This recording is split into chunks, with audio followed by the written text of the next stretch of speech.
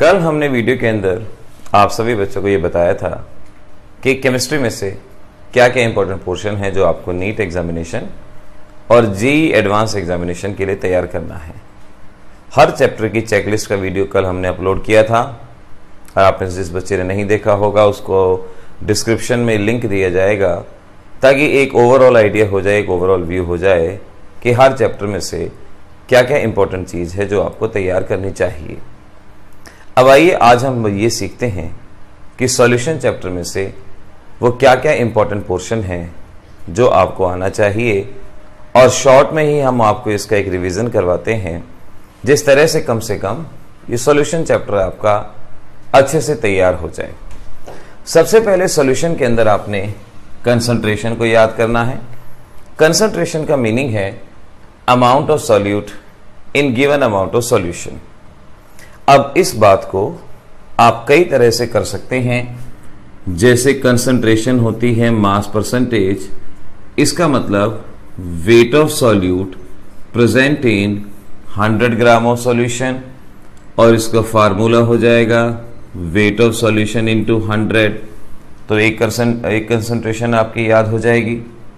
ऐसे ही आपको अगर याद करना है मोलैरिटी, तो मोलैरिटी में अमाउंट होता है नंबर ऑफ मोल और सॉल्यूशन का अमाउंट होता है वॉल्यूम इन सीसी। तो आपने याद रखना है number of moles of solute present in 1000 CC, और फेमस फार्मूला जो आप याद रखते हैं वो इस तरह से आपने इस फार्मूले को यहां याद रखना है। तो डेफिनेशन मोल पर लीटर, लेकिन न्यूमेरिकल्स में फार्मूला हमारा यही यूज होगा मोलैरिटी के लिए। और साथ के साथ याद रख लेना है मोलैरिटी एट 0 डिग्री उसे कहा जाता है डिमैलिटी। तो डिमैलिटी और मोलैरिटी साथ के साथ याद रखी जाएगी, दोनों की यूनिट सेम रहेगी, मोल पर लीटर एटसेट्रा। न्यूमेरिकल में वेट है, मॉलिक्यूलर मास है, जो भी चीज हो आप पता लगा सकते हैं और इसकी कैलकुलेशन सॉल्व कर सकते हैं। अगली चीज है आपके पास मोलैलिटी। मोलैलिटी यूनिट है मोल पर किलोग्राम, और याद रखने के लिए किलोग्राम किसका? सॉल्वेंट का। तो डेफिनेशन क्या बनेगी? Number of moles of solute present in kilogram of solvent, यानी 1000 ग्राम ऑफ सॉल्वेंट, और फॉर्मूला भी याद हो जाएगा weight of solute into 1000 divided by molecular mass of solute weight of solvent in ग्राम।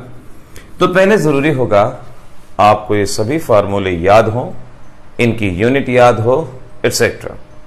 यहां मैं आपको होमवर्क में एक क्वेश्चन देता हूं। ये है नंबर ऑफ मोल्स इन पर 1 किलोग्राम ऑफ सॉल्वेंट। आप जरा बताइएगा अगर number of mole 1 kilogram solution में है उस कंसंट्रेशन को क्या कहेंगे? थोड़ा बहुत वर्क आप भी करेंगे। तो number of mole of solute present in 1000 gram of solution, उसे क्या कहा जाएगा ये पता लगाने की कोशिश करेंगे। इसके बाद आपको यहां पर ppm पार्ट्स पर कंसंट्रेशन, जिसका मतलब है parts of solute in million part of solution, और फार्मूले में याद रखेंगे वेट ऑफ सॉल्यूशन इंटू 10⁻⁶ इस तरह से, या मास परसेंटेज इंटू 10⁻⁴। ये दो फार्मूले याद रखेंगे। ppm की जगह अगर ppb होता तो वो पार्ट्स पर बिलियन के केस में 10⁹ और यहां पर 10�7 होता। अगर मैं यहां कहूं ppmv, तो ppmv आप याद रख सकते हैं पार्ट्स पर मिलियन बाय वॉल्यूम, वेट की जगह वॉल्यूम ले लेंगे। ppm और ppmv का इस्तेमाल कहां किया जाता है ये याद रखना होगा, वेरी डाइल्यूट सॉल्यूशन में, यानी वाटर के अंदर इंप्योरिटी पता लगानी है वहां इसका इस्तेमाल करेंगे आप। एटमॉस्फेयर में गैसेस की कंसंट्रेशन पता लगानी है, ppmv का यूज करेंगे।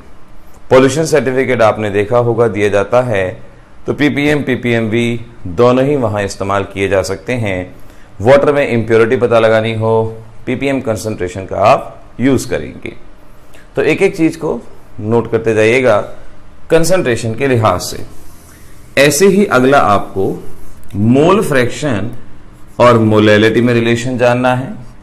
Molality is equal to mole fraction of solute, mole fraction of solvent into 1000 upon molecular mass of solvent. Mole fraction का आइडिया होगा आपको, number of moles of one component by total moles. अगर आप solute और solvent का mole fraction जानते हैं तो आप मोलैलिटी निकाल सकते हैं। अगर आपके पास सॉल्यूट का मोल फ्रैक्शन होगा तो सॉल्वेंट का कैसे निकालेंगे? आप जानते हैं sum of the mole fraction is 1। एक का मोल फ्रैक्शन पता है, दूसरे को 1 में से माइनस कर दीजिए, दूसरे का मोल फ्रैक्शन आपके पास आ ही जाएगा। अगर आपको मोल फ्रैक्शन दिया है तो आप मोलैलिटी ऐसे निकाल सकते हैं, और अगर आपके पास मोलैलिटी आ चुकी है तो इस फार्मूले से आप मोलैरिटी भी फाइंड आउट कर सकते हैं। अलग अलग मेथड होते हैं हमारे पास, लेकिन इतने सारे मेथड को याद रखना भी एक प्रॉब्लमेटिक बात होती है। तो उतने ही मेथड याद रखिए जितने आपसे याद हो पाए। तो मोल फ्रैक्शन और मोलैलिटी, मोल फ्रैक्शन से मोलैरिटी, मोलैलिटी से मोलैरिटी, ये जरूरी है आपको याद रखना। इसके बाद आपसे पूछा जाता है प्रेफरेबल कंसंट्रेशन कौन सी है, तो शायद आप जानते हैं जो समय के साथ ना बदले, जो टेम्परेचर के साथ ना बदले और टेम्परेचर से वॉल्यूम अफेक्ट नहीं होता, तो प्रेफरेबल वो होगी जहां वॉल्यूम नहीं होगा। यहां वॉल्यूम है, प्रेफरेबल नहीं, यहां वॉल्यूम नहीं है, ये प्रेफरेबल होगा। तो अगर आप हर एक कंसंट्रेशन जान गए हैं तो प्रेफरेबल कौन है या कौन नहीं, ये आप बता सकते हैं। तो कंसंट्रेशन का ओवरऑल व्यू यही रहेगा। अब यहां पर एक क्वेश्चन का आपने जवाब देना है। For NaOH solution, NaOH solution आपको दिया गया है और आपको यह बताना है विच is more concentrated, which is more concentrated 1 molar और 1 मोलर। कंडीशन है जब डेंसिटी है सॉल्यूशन की 1, हम सॉल्यूशन की डेंसिटी दे रहे हैं। पहला केस सॉल्यूशन की डेंसिटी है 1.5 ग्राम पर सीसी, दूसरा केस सॉल्यूशन की डेंसिटी है 1.4 ग्राम पर सीसी, तीसरा केस सॉल्यूशन की डेंसिटी है 0.8 ग्राम पर सीसी। याद रखिएगा सॉल्यूशन की डेंसिटी दी है, सॉल्वेंट की नहीं, डिफरेंट डेंसिटी दी है। 1 मोलर और 1 मोलर में से कौन ज्यादा कंसंट्रेटेड होगा। जब आप अपनी बुक पढ़ते हैं तो बुक में सारी कहानियां सच्ची नहीं होती। वहां पर क्वेश्चन दिया जाता है कि which is more concentrated, 1 molar is more concentrated than 1 molar, ये आता है। लेकिन यहां पर हमने आपको डेंसिटी ऑफ सॉल्यूशन दी है। आप डेंसिटी ऑफ सॉल्यूशन से पता लगाएंगे कि इनमें से कौन ज्यादा कंसंट्रेटेड होगा या नहीं होगा। तो कंसंट्रेशन के टॉपिक को इस तरह से आपको सम अप करना था। सॉल्यूशंस में जब कंसंट्रेशन का टॉपिक फिनिश हो जाएगा, इसके पिछले 10 सालों के आप मल्टीपल चॉइस सॉल्व कर लीजिए। मल्टीपल चॉइस भी आपसे सॉल्व हो गए, फिर आप आगे बढ़ेंगे। अब इस चैप्टर में आगे इंपॉर्टेंट चीज है रोल्स लॉ, और आपको शायद याद हो Raoult's first law and Raoult's second law. Raoult's first law के अंदर कुछ ऐसा कहा गया था, नोट करते जाएंगे। रोल्स फर्स्ट लॉ, और रोल्स फर्स्ट लॉ का एक्सप्रेशन था partial pressure is equal to mole fraction and vapour pressure in pure state. यानी रोल्स लॉ हमें इसलिए दिया गया था कि अगर हमारे पास 2 कंपोनेंट हैं ए और बी, इन्हें आपने एक सॉल्यूशन बना दिया, यहां पर ए का जो भी प्रेशर होगा वो पार्शियल प्रेशर कहलाया जाएगा, जो भी मोल फ्रैक्शन होगा वो XA होगा, और प्योर स्टेट में जो भी प्रेशर होगा PA0 होगा। तो partial pressure is the product of mole fraction and vapour pressure in pure state. ऐसे ही अगर हमें बी का प्रेशर बताना हो तो XB PB नॉट, और अगर हमें P टोटल बताना हो PA प्लस PB ऐसे लिख सकते हैं। PA की वैल्यू हम यहां से रख सकते हैं, ये है XA into PA not, XB into PB not, in values को रखा गया। XA आप जानते हैं XA किसके बराबर होगा, 1 माइनस XB, और इस तरीके से हम डिफरेंट फार्मूला तक पहुंच सकते हैं। अब नीट एग्जामिनेशन और जेईई एडवांस में आपने यहां पर इनके बेसिस पे न्यूमेरिकल सॉल्व करने हैं। अपनी बुक को देखेंगे, एग्जाम्पल्स देखेंगे और पिछले 10 सालों में आए हुए क्वेश्चन देखेंगे। इन 3 फार्मूले के ऊपर आपने न्यूमेरिकल सॉल्व करने हैं।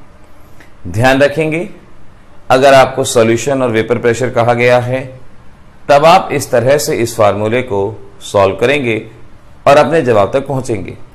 लेकिन अगर आपको गैसियस स्टेट कहा गया है कि वेपर फेज में मोल फ्रैक्शन क्या होगा एटसेट्रा, तो अगर वेपर फेज है तो वहां पर आप डाल्टन्स लॉ की तरफ ध्यान देंगे, जिसमें कहा गया था PA is equal to YA P total.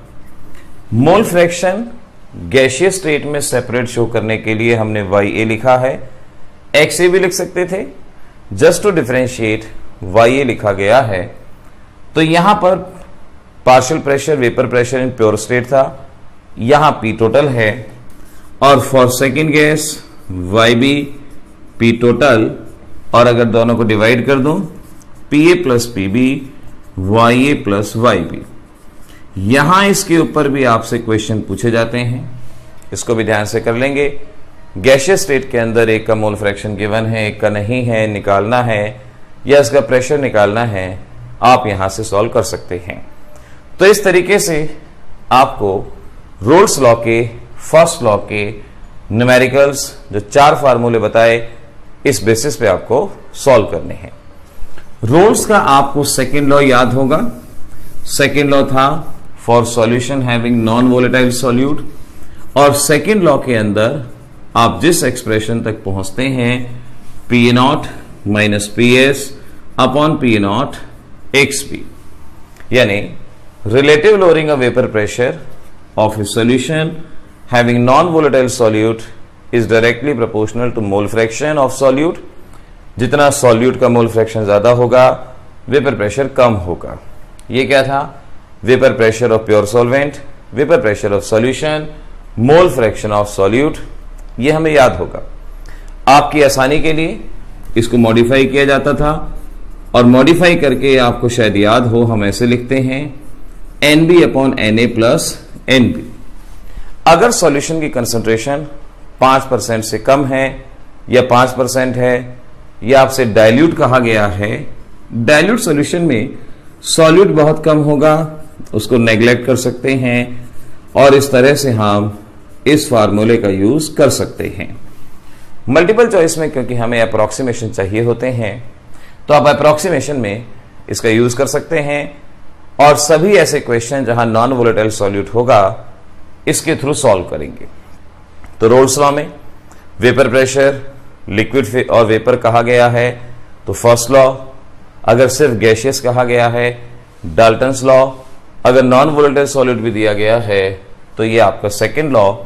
इस बेसिस पे आपके न्यूमेरिकल सॉल्व होने चाहिए।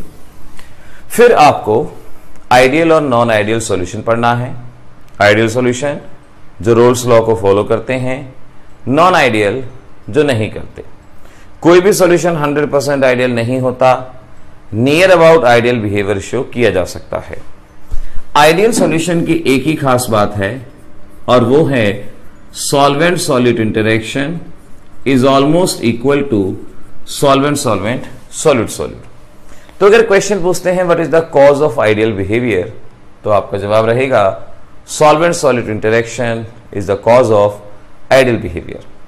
नॉन आइडियल जो रोल्स लॉ को फॉलो नहीं करते, और नॉन आइडियल सॉल्यूशन के अंदर हमें ध्यान रखना है solvent solute interaction not equal to solute solute and solvent solvent. इस तरह से हम यहां पर इसको याद रखेंगे।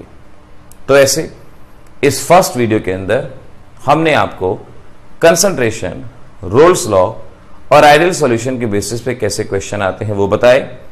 जब आप नीट की तैयारी कर रहे हैं या जेईई एडवांस की तैयारी कर रहे हैं तो जो जो चीजें बताई हैं एनसीईआरटी में, इन पे जो भी आपको एक्सेप्शन दिया गया है या हाईलाइटेड एग्जाम्पल दिया गया है वो आपने साथ साथ जरूर कर लेना है। अगर इस तरह से तैयारी करेंगे तो ये आपका पूरी तरह से 100% अच्छे से तैयार हो जाएगा। सेकंड